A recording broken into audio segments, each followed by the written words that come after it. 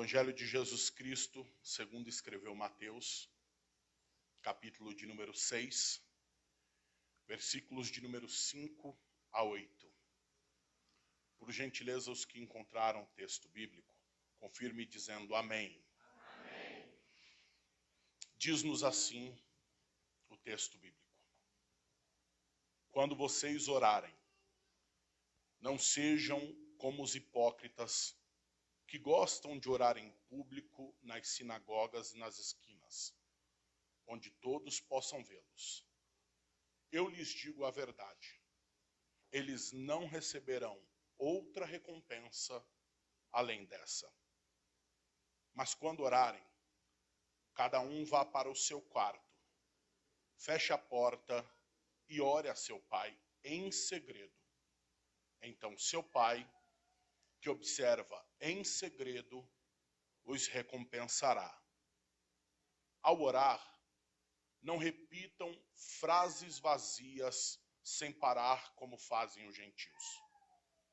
Eles acham que serão respondidas as suas orações se repetirem as palavras várias vezes. Não sejam como eles, pois seu Pai sabe exatamente do que vocês precisam antes mesmo de pedirem. Amém. Se assente, por gentileza.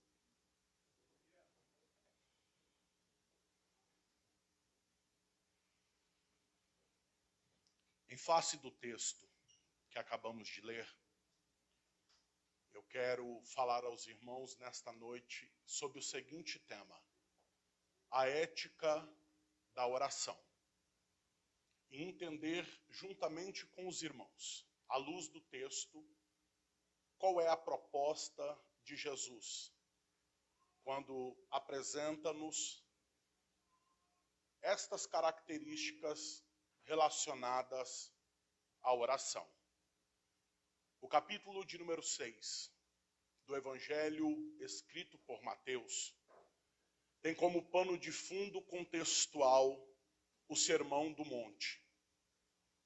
Owen Hart, ele diz a respeito do Sermão do Monte como este sendo o Evangelho do Reino, uma explanação verdadeira da natureza do Reino de Deus. Neste sermão, Jesus, ele aborda qual deve ser o padrão de vida dos cidadãos do reino. Em Hart, ele ainda acrescenta dizendo que este é um sermão para os cidadãos do reino.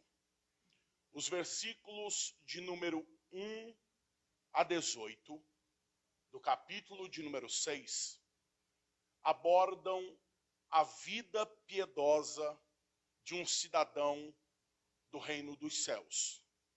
E assim é apresentado sob 3 perspectivas. Primeiro, a caridade. Segundo, a oração. E terceiro, o jejum.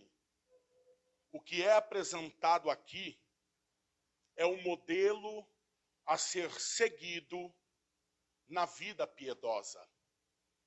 É importante ressaltar que aqui há um contraste apresentado a todo momento por Jesus.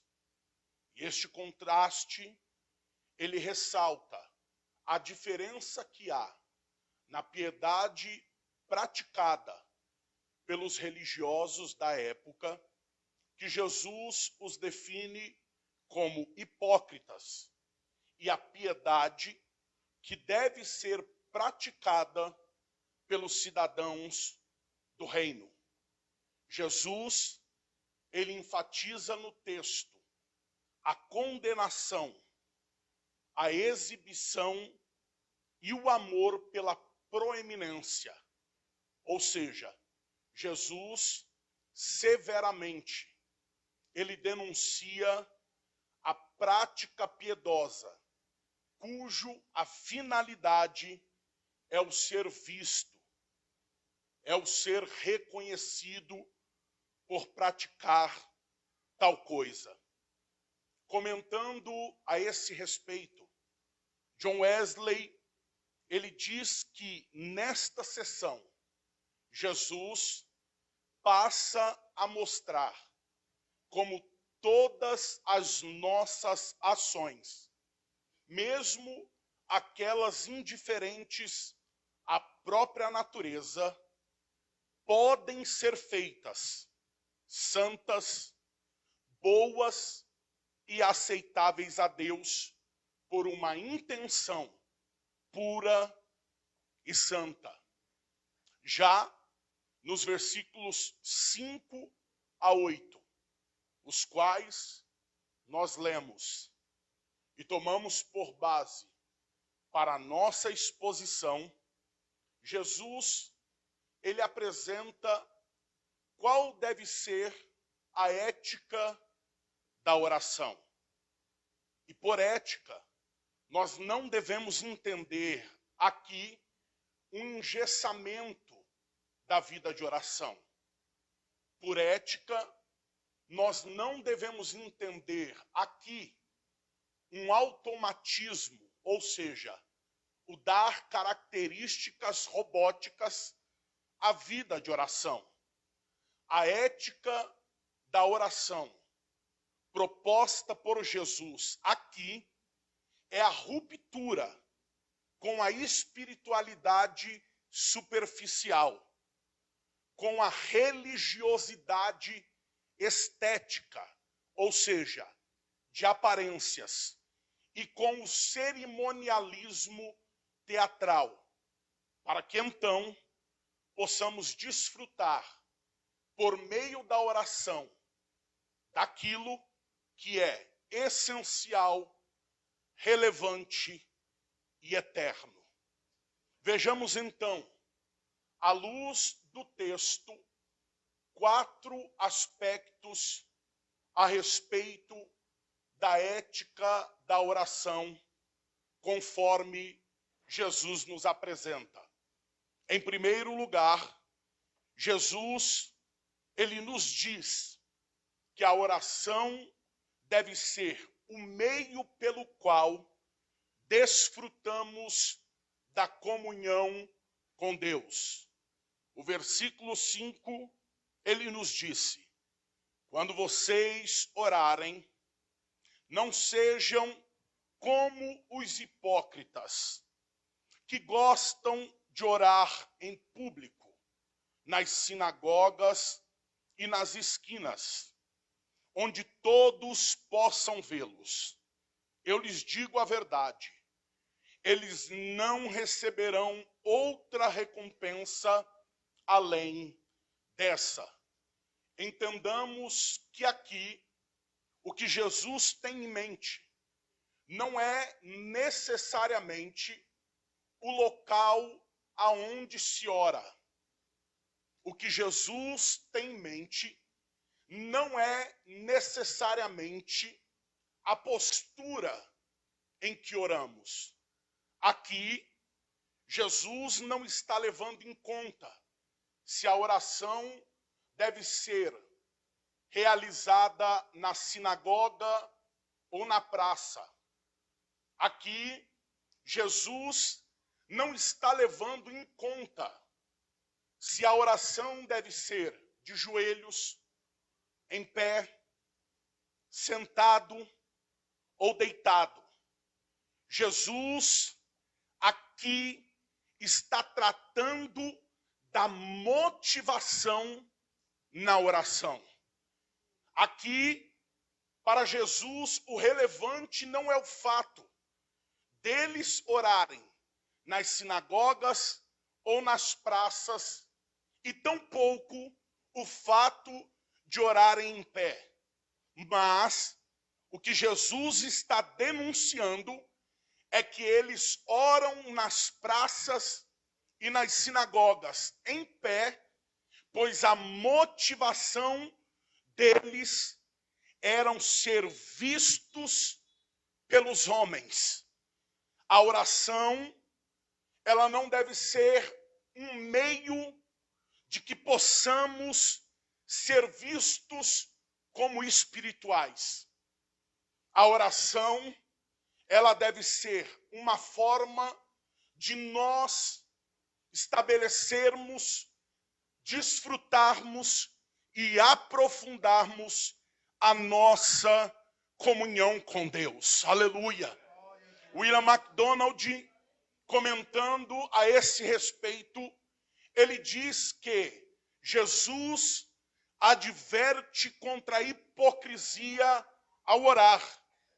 Eles não deveriam se posicionar propositadamente em áreas públicas, de forma que os outros, vendo-os orar, ficassem impressionados por suas devoções. A oração não deve ser um meio de ser visto como espiritual. Ela deve ser a prática da nossa espiritualidade. Ela não deve ser a expressão de amor pela proeminência, pelo ser visto, pelo ser contemplado, pelo ser reconhecido. Ela deve ser o meio pelo qual desfrutamos de comunhão com o Deus Todo-Poderoso. Aleluia! Vejamos, em segundo lugar, o que Jesus nos apresenta a respeito da ética da oração. Jesus, ele nos diz que a oração deve ser a expressão máxima de uma alma sedenta pela presença de Deus. O versículo 6, ele diz: mas quando orarem, cada um vá para o seu quarto, feche a porta e ore ao seu pai em segredo. Então seu pai, que observa em segredo, os recompensará. Aqui, Jesus não está condenando a oração pública. Aqui, Jesus não está dizendo que nós não possamos orar em ambientes públicos ou em reuniões públicas. Não é isso o que Jesus está dizendo. Quando Jesus se refere a entrar no quarto, a ideia de Jesus é entrar em um local reservado e desfrutar de sua intimidade com Deus. Aleluia!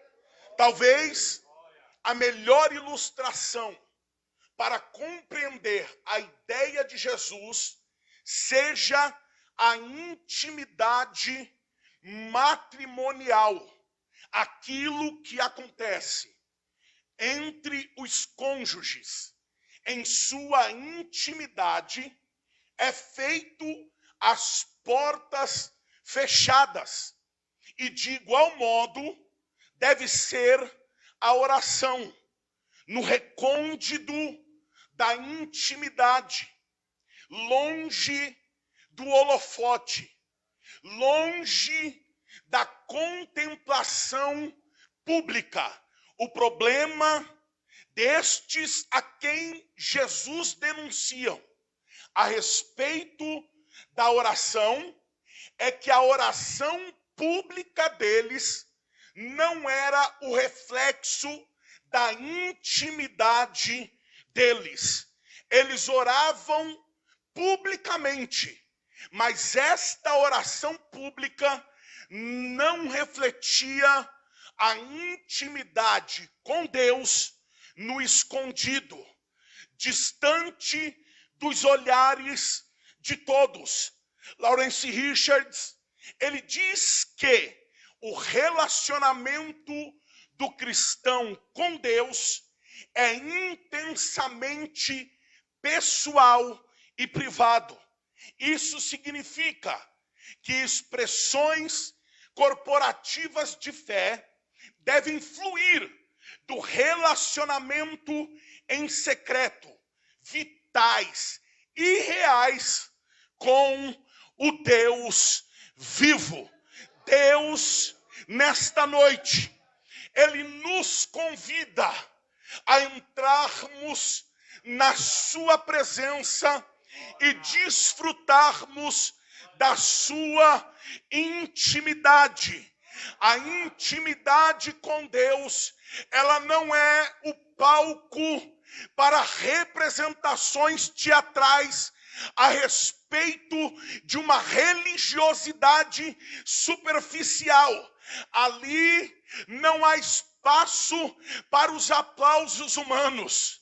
Ali não há lugar para a ovação pública.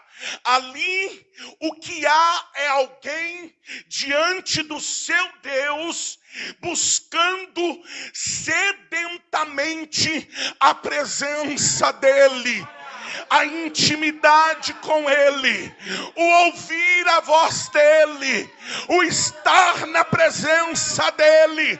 Deus está nos chamando nesta noite e dizendo a nós que a sua vida pública de fé seja um reflexo da intimidade comigo, que aquilo que você manifesta publicamente seja o reflexo de uma vida em intimidade comigo. Aleluia. Aleluia. Aleluia. Aleluia. Aleluia. Aleluia.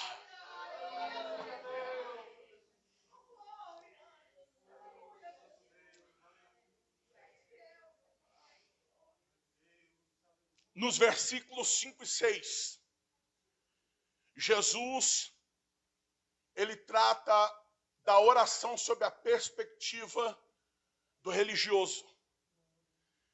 Nos versículos 7 e 8, ele muda o foco. Agora entra em cena a oração sob a perspectiva do gentil.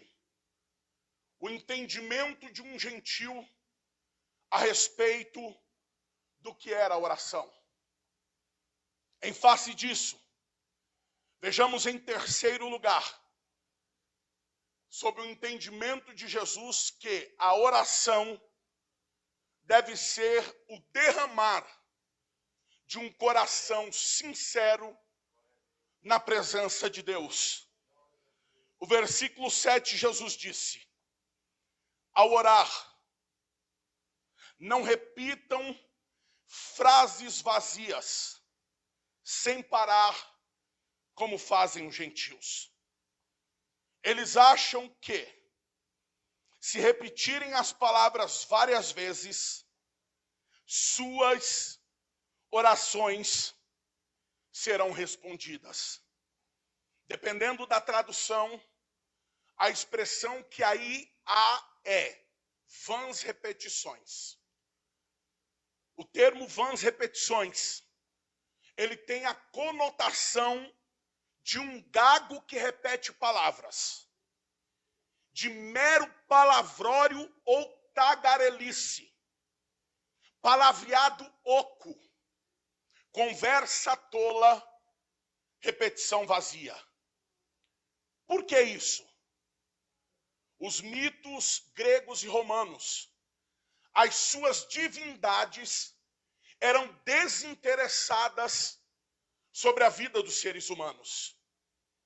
Então, os seres humanos acreditavam que ao orar, se eles muito falassem, ainda que fossem expressões sem entendimento e vazias, as divindades os ouviriam. E, infelizmente, há muitos que ao orar se assemelham a isso. Eu já me reuni com diversos irmãos que passam horas e horas mas não entendem que oração é o derramar de um coração sincero, do que passar horas e horas falando palavras como se o tempo fosse o que demarcasse a sinceridade da oração. Pessoas que passam horas a fio, mas que não entendem que orar, apesar de ser um ato místico, é uma expressão racional. Pois você está se relacionando com alguém que ouve, que fala, que responde, que age. De Carson, ele nos traz luz sobre o sentido desse texto. Ele diz que o ponto de Jesus é que os seus discípulos deveriam evitar as orações sem sentidos e repetitivas, oferecidas sob o conceito errôneo de que a mera extensão tornaria a oração eficaz. Há uma expressão repetida, não com má intenção, mas que precisa ser revista. Há uma expressão muito usual em nosso meio, que comumente se diz: a tua oração tem poder. A tua oração tem poder. Mas esta expressão está equivocada. Ela está embasada em um entendimento equivocado. Não há poder em nós. E todas as vezes, sobretudo no Novo Testamento, que é tratado sobre a oração, é sempre alguém inferior se colocando humildemente diante de alguém superior. Não é a oração que tem poder. É aquele a quem oramos que tem todo o poder. Não é o tempo que eu passo orando que sinalizará a eficácia da minha oração. É o derramar sincero do meu coração diante do Deus Todo-Poderoso, que fará com que graça emane do seu trono para intervir naquilo que eu peço a Ele. Nesta noite, eu convido você a, neste momento, derramar-se sinceramente na presença de Deus. Não é a sua oração que tem poder, mas aquele a quem você clama, Ele tem todo o poder. Ele tem todo o poder. Ele tem todo o poder. Ele tem.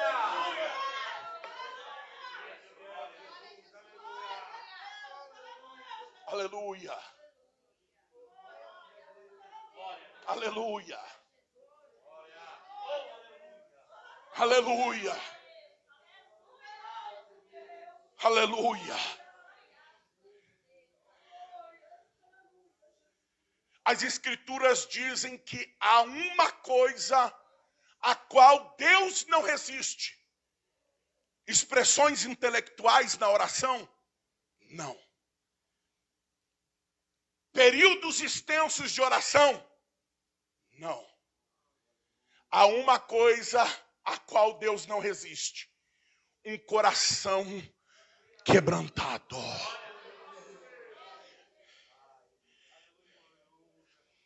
Esses dias eu comentava com um amigo que antes de eu pensar em ser qualquer coisa, antes que Deus falasse qualquer coisa ao meu respeito, Deus atentou para o coração quebrantado da minha mãe. Enquanto eu estava na biqueira, traficando, a minha mãe estava quebrantando o coração dela diante de Deus. Deus, muda a história do meu filho.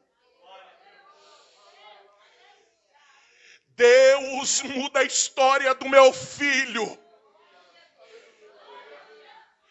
Deus muda a história do meu filho. Ainda que as suas palavras não sejam rebuscadas e intelectuais, para que alcance a Deus, o seu coração é o que Deus contempla primariamente. É o coração quebrantado que pesa diante de Deus. Então não adianta passar horas e horas dizendo palavras sem sentido, ainda que seja 5 minutos, mas se for um coração derramado diante de Deus, Ele responde, Ele responde.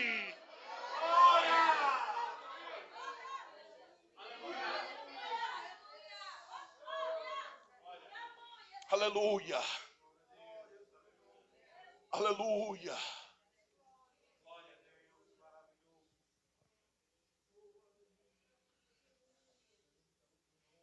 Para encerrar,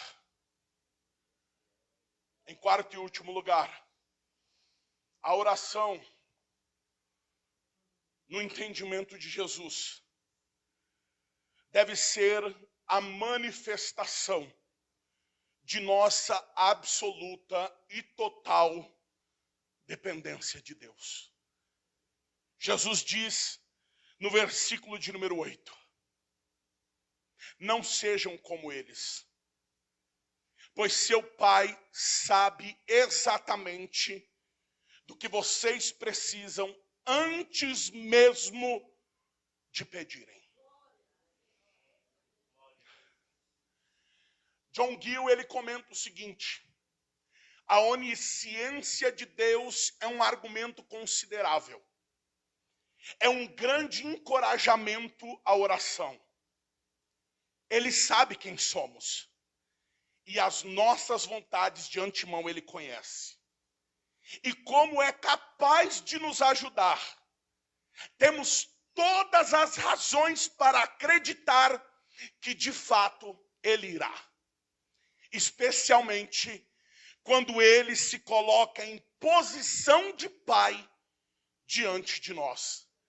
Corroborando com esse pensamento, John Wesley diz: vós que experimentais a graça de Deus em Cristo Jesus, estejam plenamente convencidos de que o vosso Pai sabe do que necessitam, antes que peçam a Ele, para que o fim da oração não seja informar a Deus como se Ele não conhecesse os nossos desejos, mas sim para fixar em seus corações o senso de sua dependência contínua daquele que consegue suprir todos os seus desejos. Aqui surge uma pergunta: se Deus sabe, antes mesmo que oremos, por que orar? Por que orar?